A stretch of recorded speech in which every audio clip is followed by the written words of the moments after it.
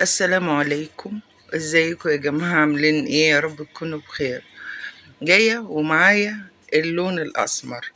اللون الأسمر اللي انا بعتبره سيد الألوان، وهو فعلا سيد الألوان. كلنا بنحب اللون الأسمر في اللبس، بنات وستات كبار وصغيرين. دايما تلاقي الواحدة بتميل للون الأسمر. بتاع أشيك لون، أنا بعتبره أشيك لون. بيمشي على كل حاجة وبيليق على أي حد.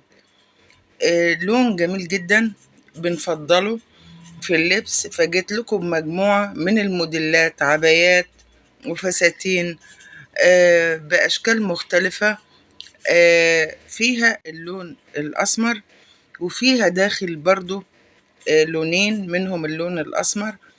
آه، كلنا بنحب اللون الأسمر، فحبيت أعمل فيديو يخص اللون الأسمر بالذات، لأن فعلا فعلا اللون ده أنا بحبه، وكل الستات بتحبه، والبنات طبعا. حتى البنات الصغيرة لما بتيجي تجيب عباية بتفضل اللون الأسمر.